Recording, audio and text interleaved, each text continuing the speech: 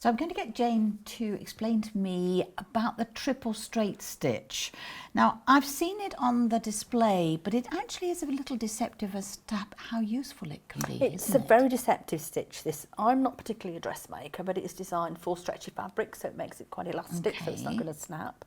I use it when I want to highlight something, so it's a really nice feature that you can add on to your just general sewing. Say you want to top stitch, but you want it to really pop out. What I'm going to do, I'm going to actually stitch just a standard straight stitch on here. We're on utility.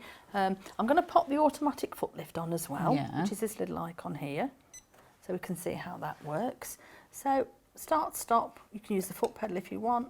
Speed control was about halfway, and this is the standard straight stitch. And then when we're coming down, I'm going to press the lock stitch, and it will stop and tie off for me. And we've got the cutter all set. You can hear the cutter going. It will literally then, it just ties off beautifully on the back for us. It saves a vast amount of thread. Doesn't it just? So again, now I'm going to go on to I'm just going to select number 5, which is the triple straight stitch on here. Now that's deceptive on the screen, isn't it? Because it looks like 3 stitches beside each other. It does, yeah. It's always worth, with your machine, just get some fabric and just sample some of the stitches so you can see what they look like. Take the time to play. And keep them, so you can keep them then as a reference for future use. Absolutely. So we're going to go again, so we're going to go here, that's down.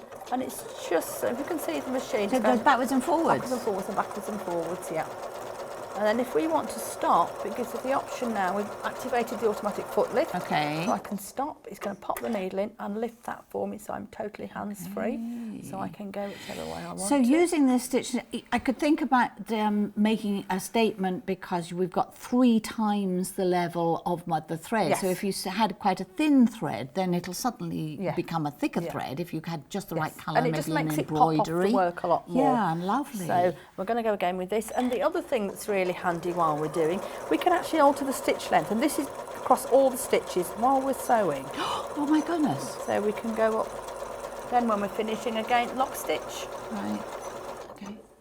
So it's going to automatically, it'll finish the pattern repeat, stop, tie off for us and cut. So the lock stitch actually finishes a pattern repeat, it's not just any old If you're on wear. a decorative stitch, it would finish that repeat for you before you wanted to stop. And then again, you can see the difference between those, and again the length.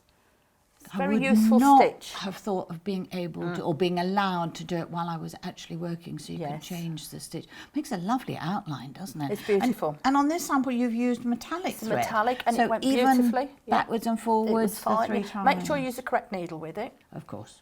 Yeah, needle and thread are needle and thread are always a happy essential. marriage. But it just makes it's a little bit of cross hatching on a little bag, and it just makes it really pop out. If I just used a single stitch on that, it would not have had that. No, impact. It doesn't. No, the only way of getting this is to use a really thick thread. Yes. That's why I'm saying some of those embroidery threads are so gorgeous, but they're thin. They're fine. You need to sort of bulk them up almost, and that is a really handy stitch to use. Do we worry about what's in the bobbin?